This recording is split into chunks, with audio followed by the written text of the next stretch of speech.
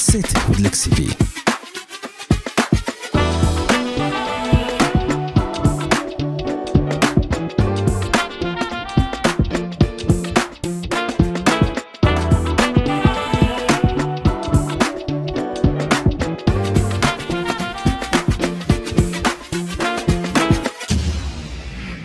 Netta, how are you? I'm doing well. How are you?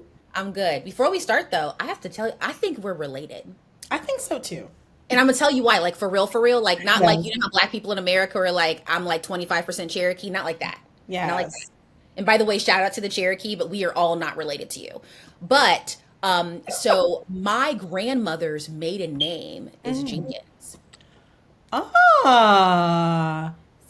Yeah. So you may be related to my husband. Tell him he may have a cousin. Yes. Yes. I don't No, know where and your husband's from, but yeah. I am a Jenkins, and Oh, we are from like literally the Jenkins quarters. That's what they call them in 𝐬𝐮𝐬𝐫𝐞, Mississippi. wow. Yeah. I'll definitely talk to him about that today. Oh, Yeah. wow. Yeah. I'm Wow. like, yo, we could like this We blood could, may yeah, be. we're family. I'm just gonna claim it. We're Okay. family right Tell the now. kids Auntie Lexi says hey. Okay. But like, I'm like, Jenkins. Oh, Yes. yes, those are my people. Like, for real, for real. Real, for I real. love that. So, where are your people from? Yeah, so both my parents are from Liberia. They Okay. immigrated to this country, to the US in the 80s. So they've been here for a Wow. while. Yeah. Wow. Yep. Wow.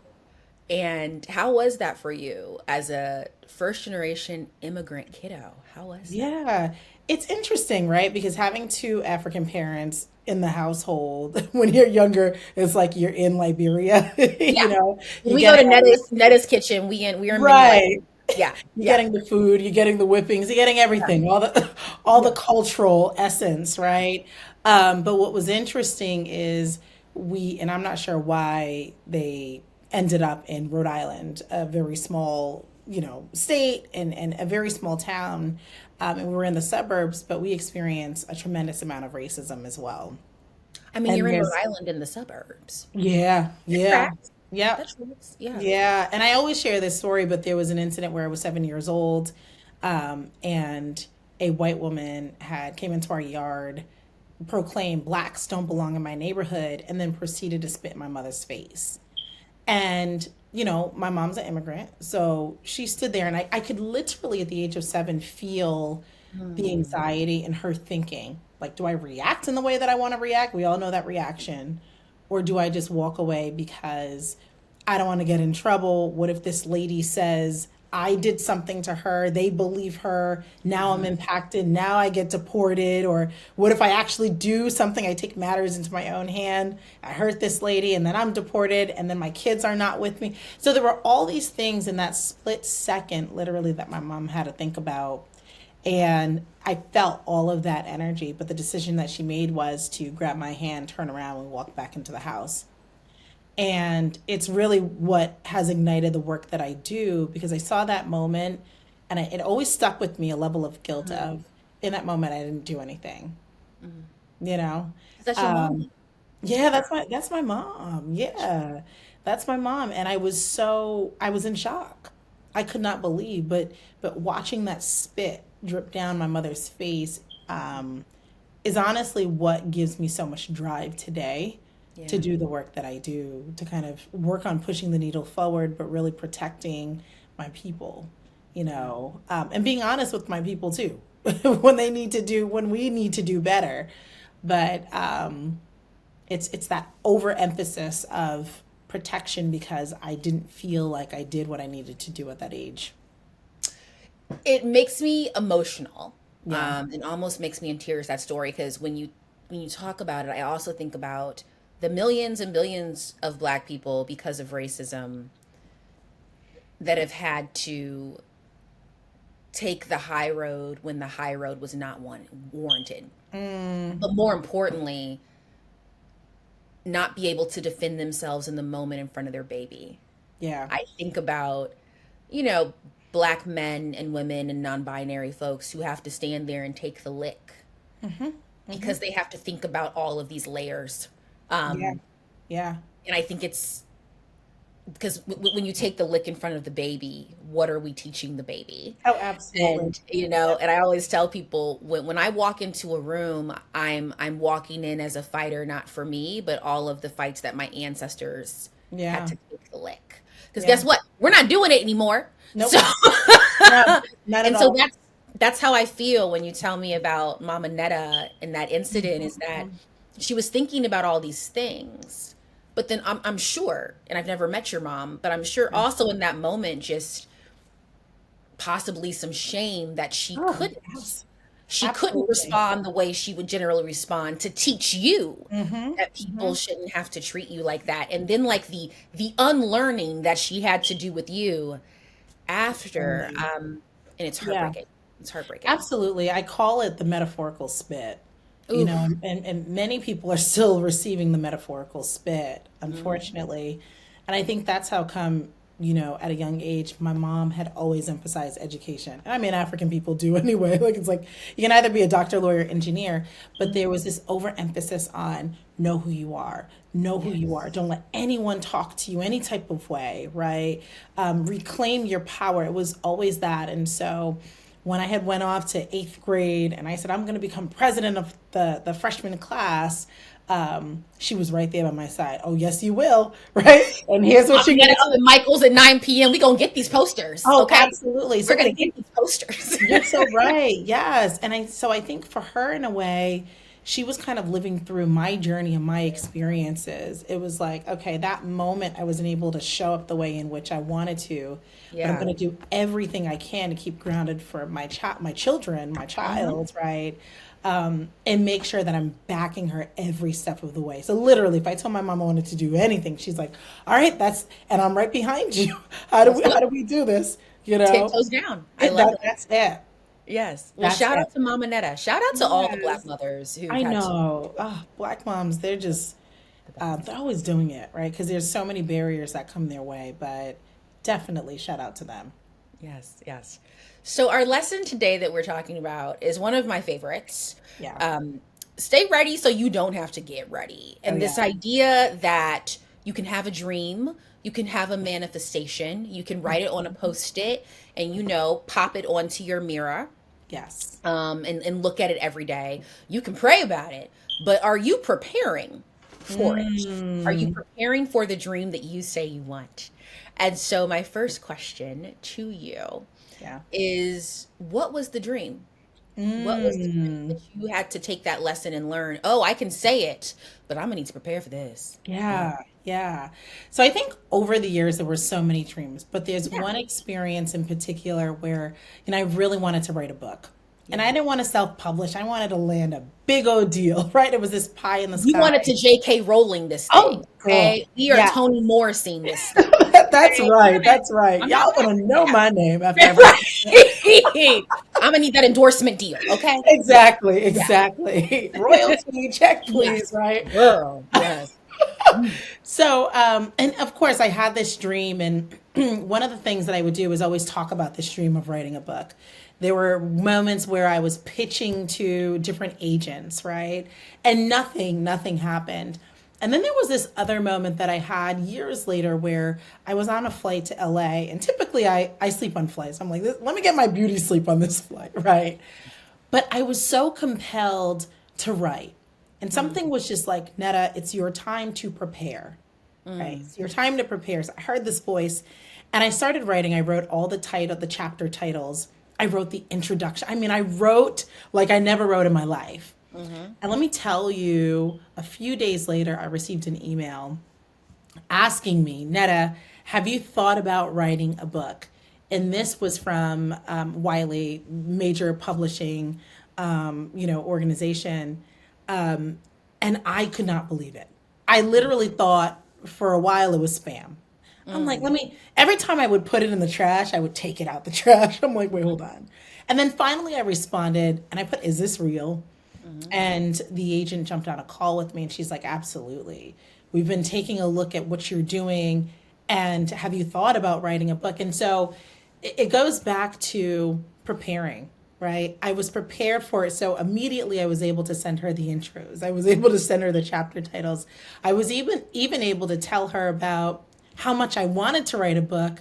And there was this voice in saying, okay, do it. And I think oftentimes we have these dreams, we hear these voices of like, okay, go for it. Now's your time. But we overlook it. Ooh. We overlook it, or we say, you know what, I'll go back to it. But when you're so compelled, when you feel it deep in your spirit and your soul to take action on something, don't rest. You may not have the funds to do it. That's okay. All you may have is pen and paper. That's okay. You may be saying, but this is too pie in the sky. This will never happen, but it's okay. Be sure to prepare for it. And that was my big lesson. And so throughout my life, everything that I do now, I'm preparing. It's like, okay, well, I have this dream. I want it. That's great, but it's not going to just magically appear. Let me start preparing for it. Let me start getting myself together for it. Why do you think we don't listen to that intuition? Because I would argue that a lot of people are living lives that they never wanted. And so, number one, I believe that everyone has an inner voice. It's like, you Yeah. should go be an astronaut and a chef and a ballerina at the same time, right?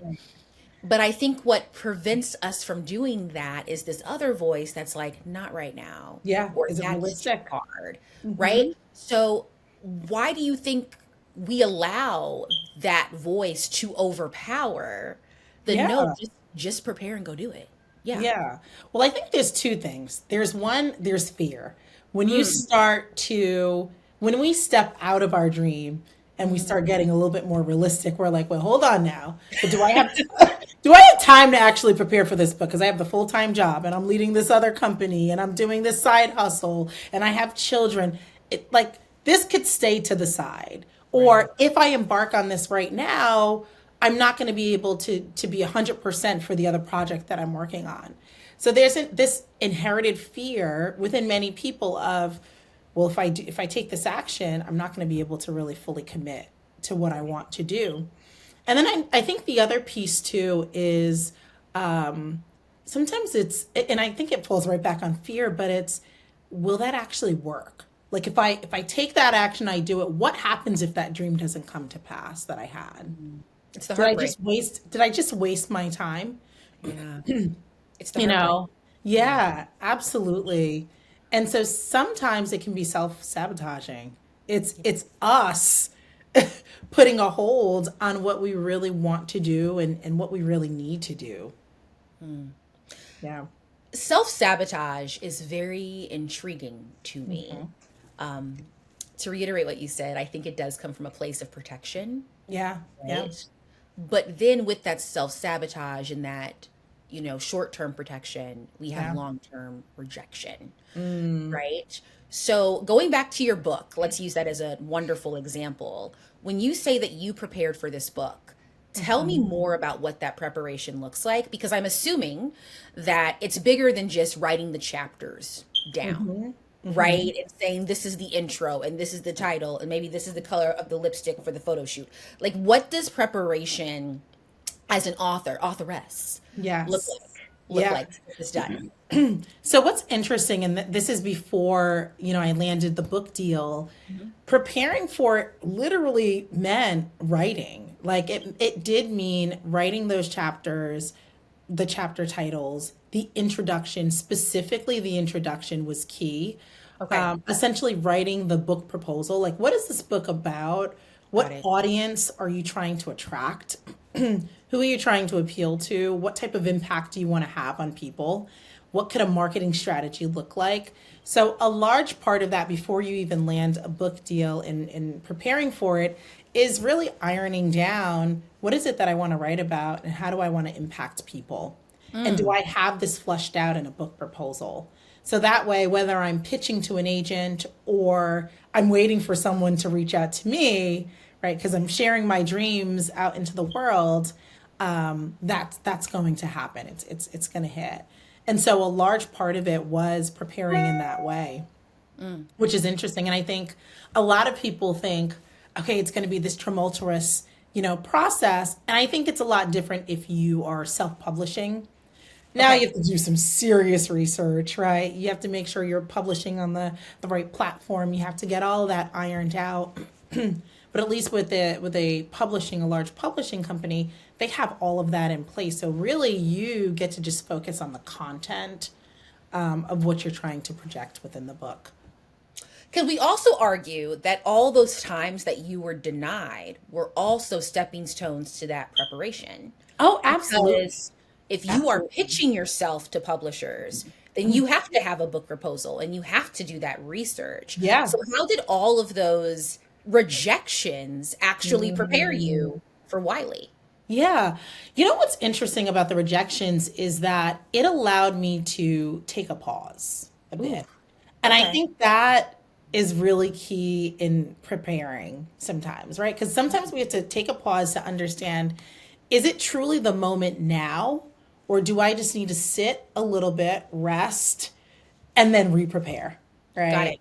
And so those rejections, I saw that as, okay, Netta, just rest for a second. Rest for a second. Maybe this is not the moment. And around that time, I did ended up writing an ebook, and that was great. And had a very small ebook publishing company that reached out, and that was nice. But I knew that I wanted to go further with it. I also knew that a large part of it was me pushing. I was pushing so hard, and doors were shutting. And I just had to sit with myself for a bit and understand, okay, maybe this is not the right time, right? This is not the right time for that. And that's not an easy thing to do, especially when you want something to happen. Yeah. You know, many of us want these things to happen on our time, whether it be a new job or, but sometimes it's also a blessing in disguise for those things not to happen. When I even look back now, I'm like, well, what I would have written about a couple of years ago when I was really pitching to agents wasn't that hot. It's not that exciting. I didn't feel like it was that impactful. When I look back at it now, the content that I have now is so rich due to all the experiences that I've had, you know, leading a tech company or managing folks. Like I really had the experiences to place in the book so that people felt really connected to the book. And so that they felt, okay, well, this person has a lot of experience here. I'm going to implement these practices within my organization. Right. Let's talk more about timing. Let's talk more about timing. Yeah. So there's this this amazing illustration that went viral like 10, 15 years ago on the internet. Yeah. And I always reference. And it's this little kid standing in front of a mirror with his teddy bear, tiny little teddy bear, right? Yeah. And there's some where I need to find this picture, y'all. There's some wording at the top that says, if you trust the process, if you trust me, you'll have something different. And then in the mirror, there's the same kid, and what the reflection shows is the kid behind the kid is a very, very, very, very large teddy bear. And I think the point of the illustration for people who do believe in the divine, is that if you trust in God, you'll get a much bigger teddy bear. Like you think this teddy bear is the cutest thing ever, but you'll get a much bigger teddy bear. For people who are not a believer in the Christian faith, which is also okay, there's been interpretations of if you trust the process and you prepare and you stay ready, that little teddy bear is nothing. Yeah. Just wait for it. Yeah. So tell me about timing. How do you think timing has played in this publishing deal and in this fantastic book coming out for you? Yeah. I think, you know, timing has been so instrumental, you know, and it goes really back to what you were saying around, especially for those that are believers. I'm a believer. And so I've always leaned on my spirituality and really listening and being connected with God, right? And I felt at that moment, even though I desired it and I wanted it so bad, I felt that it wasn't the right time. Right. You know, and there were signs that it wasn't the right time. You know, when you see that rejection period over and over and over, and things are just not panning out the way that you want, but other doors are opening for you that's kind of taking your direction or taking your attention rather in a new direction. you have to start to see it holistically. And for me, that's what I had to do. I had to really take a step back and say, okay, although I desire this, although I want this right now, I have to also look at these other doors that are opening for me in the direction that I'm going in. And so it may not be the moment. I have to also build some of these experiences, right? And so I also had to be honest with myself. I wouldn't say early in my career, but I still had more growing to do and learning to Yeah. do that could really create this dynamic book. And I think due to timing and due to me like really hearing and being connected to my spirituality, it allowed me to then get to that place where I was ready and the door opened for me to just walk in. And all I had to do was, because I was prepared, show up and present. You know, So tell us about writing a book. Because, like a lot of people want to write books, right? yeah, But I feel like book writing, especially when you are partner with a major publication, is like this like ethereal dark hole where it's like, so true. Random House calls you and says, Netta, write a book. And then a Yeah, year later, it's there. And yeah, I know that's not the process. It just doesn't, like this is, I wish that's not the yeah, process. yeah, But Wiley calls and says, Netta, let's write a book. yep. What is the process then to actually get this on a shelf? Yeah, yeah. Well, the first step is really, they still want a book proposal. So Okay. that's where the preparedness comes into Okay. play. They want to understand what you're writing about, and then they take it back to their team to assess, is is this going to sell? Right? Okay. Is this message going to sell? Is there already content like this in the market? Is this being duplicated? Right? What does this actually look like? Once they kind of agree on the content or the topic that you're writing about, you can go ahead and dive in. They also peer you with an editor.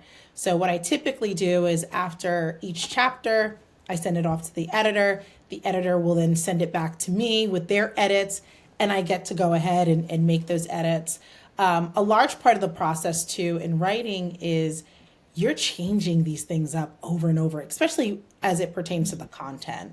Okay. So I've created, the first chapter and probably changed it about twice or three times because I started to write and I'm like, well, hold on, but I kind of want to go in this new direction. And so specifically with the second book that I'm writing now, I thought initially it was all going to be about influential management. But Okay. as I started to write, I was like, well, hold on. I want to talk a little bit about the stages of management. So you can be a first time manager to the CEO, which is the business owner, and how do they function, right? But then also intertwining what a culture of excellence looks like. So the book took a whole different turn from what it initially started out to being. And of course, you have to go back to the drawing board with the publishing company to see, well, hold on, am I still aligned here? Can I take that direction? And then, of course, as you write, you have a full team. You have an editor, and then you have the agent also kind of taking a look at every piece of content that you're writing, you're submitting. And then after that, I would say midway, then you're working on the cover of your book. So you get to kind of tell them the direction that you're looking to go in. Their designers design that for you. You also have an agreement, and the agreement's in the beginning. So they get to tell you, okay, here's what royalties look like on the book. And I think the perception a lot of people have is, when you land a big publishing deal with a, publishing company, you're not going to make this mass amount of money on this book. You're going to be a millionaire off of books now. People don't make naturally, you don't really make millions off of books. And so if you're writing a book, it's really because you have this deep desire and passion to put content into the world that's going to either transform someone or transform an organization. Whatever that direction is or whatever your goal is. So the agreement always kind of comes in the beginning. And then it's, of course, just flushing out that book throughout the process. And typically, with Wiley, I want to say I'm doing about 11 chapters. Okay. Okay. So it's going to be a pretty big book. But again, you take a year. You take a year to really work on your book. I do. Maybe I spit out about 2 chapters per month. Okay. So, and they also give you a date, to make sure that you have your manuscript in. They then edit everything. They get it back to you. That's when you go back to the table. You ask folks to endorse your book. And you want folks that obviously have high profile names, so more people get their eyes on the book. Yeah. And then there's the pre-order stage once that comes out. Pre-order stage is really important because that's when you want everyone to jump on the book. Right. That's when the awards can come in and all of that. And then your book is released. But really what I love about landing a publishing deal is they do a lot of the work for you. You're just focused on the content. And it's a year-long process. And correct me if I'm wrong, I have not written a book. Yes. Even though I do want to write a book, I'm going to put it out there. Yes. I've always heard that while you may not make, writing a book, like you said, is not this millionaire financial seeking thing. But Yes. depending on what book that is, Oh, yeah. Oh, yeah. if that book becomes a movie Oh, well, that. or a play, like we can use, for example, right now, that's really all over the world, is Wicked. Yeah. Right? Wicked was a book. And nobody knew this man existed, bless his heart. And then Wicked became a Tony Grammy Award winning musical. And Yeah. all the theater, bays, girlies, non binaries, and gays were like, oh, we know what Wicked is. Yeah. Don't play Yeah. us. Okay. And then most recently, Wicked becomes this like earth shattering movie. Yeah. And don't get it twisted, the author of Wicked, who for all you saw yesterday at Trader Joe's, is making a lot of money, sis. Oh, yeah. No, you're absolutely spot on about that. Yes. If it's turned into a movie, that could be a serious, serious hit for sure. And I think a lot of nonfiction and even fiction, Of course, definitely there's impact. I do a lot of writing around business books. So sometimes it can be a little different, but I'm waiting, sis. I am waiting. Like, listen, if someone wants Netta, to don't turn, block your blessing, okay? Do not block this blessing. exactly, if someone wants to turn this book, this management book, into a movie, please. I see a TV series. I see a TV series. We're not going to block it. Listen, you know what? Yes, girl. Let me start preparing, okay? Let me start preparing. There's an organization called _𝐶𝐸D. I forget the lady's name that she used to work at Google, but she is a startup now. It's called _𝐶𝐸D, and what she's doing is she's turning books into movies. And I'm loving that. I love anyone that's doing something. Oh, is this Felicia? Felicia, that's right. Yes, I'm like, Felicia. I was Yes. blanking on her Yeah. name. Because But, she just turned the Minda Hart's book. Yeah, the memo. Yeah. I love that for Minda. Reached out to Minda. I was just like, oh my gosh, that's amazing. But I think that's really powerful. And it speaks to your point that, yes, absolutely. If your book is impactful enough, it can be turned into a dynamic movie that moves people on such a global scale. So, in the name of Stay Ready, in the power of Stay Ready, so you don't have to get ready. The book is done. We're Yes. waiting for it to hit the shelves. What are you now doing to prepare for this next stage? Since the stage of writing a book and getting a book deal, we can check that off. What's Yeah. the next preparation? Yeah. Ooh, I love this. So there's a lot. I actually came out with a new show called Beyond Management. It's a street interview show where I'm in New York interviewing random folks about their management experience. So what was the worst manager you had? What is the most, effective manager that you've had? Some of the things that people say it is so funny. So Wild. I'm like, wild. You have to tune in. Everyone has to tune in. It's so good. In fact, I'm even laughing. I'm like, as I'm interviewing folks, I was dying. But I'm doing that, and that I believe will help with the book. Once folks start to see the connection between Beyond Management, it's a management topic, then they're going to want to grab the book as well to understand, okay, well, let me take this step by step. I'm a first-time manager. I've inherited a team. I have all these issues. How can I navigate through this and be impactful? Or I'm a CEO. We had a couple layoffs. oh crap, morale is down. How do I navigate? How do I make sure I bring that mission, that vision back to the forefront? Or I'm a middle manager. I'm stuck in the sandwich phase. What do I do? And in fact, I don't want to be a manager anymore. How do I transition out, right? So there are so many different dynamics that play out. I kind of plug into the book, but that's what I'm trying to highlight and showcase within this show, but in a very engaging way. Because a lot of people are just over the workshops and the sessions. It's like, here we go again, right?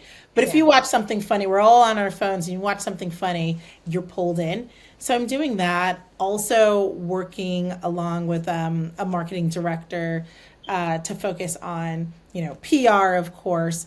And it's funny because folks will tell you, don't start doing PR for a book a year in advance. That makes no sense. The book Why not? Right. That's what I say, right? I'm all about preparing. So like, Girl, maybe this I book needs to overprepare. sell, okay? This book needs to sell. People need to know So what we it need to says. get organized, right? Right.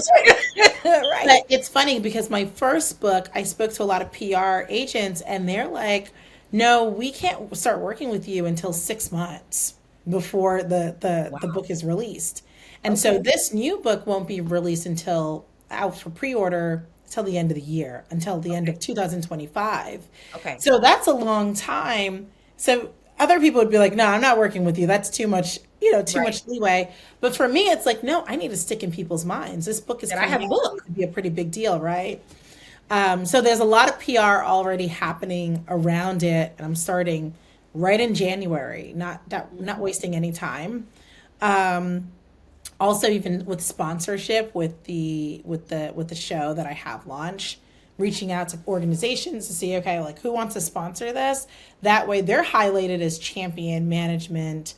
Now they're even more invested to bring in the book, bring me in so that I can speak. And so I think there's just so many different creative approaches that I'm trying to take right now, right on par with the theme of staying ready, right? Staying ready. So it sounds like this whole in preparation idea is Yeah. even when you hit the mountaintop for that one thing you were working on, there's just Yeah. another thing we have to tackle, Yeah. right? Yeah. No, Right.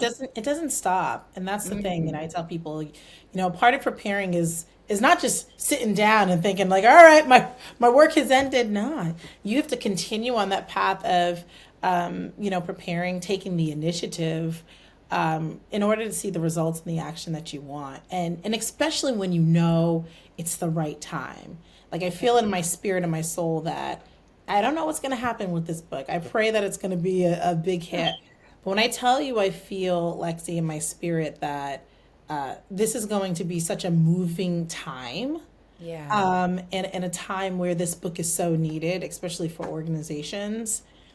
I just feel it in my soul that I have to continue to prepare in that way. And hopefully I'll be able to get back on here and be like, girl, look at what happened. Do it. Look at what happened. We prepared, right? Yes. But yeah, I'm so excited for you. So last question. yes. Reintroduce yourself to us. Who are you, Netta? Yes, I am a mom of two rambunctious little babies, a 4 and 5 year old. I just absolutely adore them because they allow me to learn so much about myself. I've always been a very impatient person. Like I want things to happen, but with kids, And then you had kids. they're even more impatient than me. I'm like, whoa, that's how I am. I'm like, oh, I got to slow down. So they're almost like mini reflections of me. And I think what's beautiful about having two of them is I see myself in both of them. They're like the mirror that I needed, right? So my son is this high energy, energized human. And he's definitely an extrovert. But then my daughter, she's more of an introvert, very sassy. So and I have both sides to me. So it's beautiful to just see them shine in their own light and then be a reflection for me. When I became a parent, everyone told me when I was preparing to become a parent during pregnancy, they were like, oh, get ready, kids are a mirror. And then I would always joke and be like, well, people say marriage is a mirror. Girl, when I popped out that kid, I was like, bump marriage. These kids are mirrors, okay? Right? And they Yes. will twerk dance on your traumatic nerves, okay? So now I tell people, I'm like, if you really want to level up, forget marriage.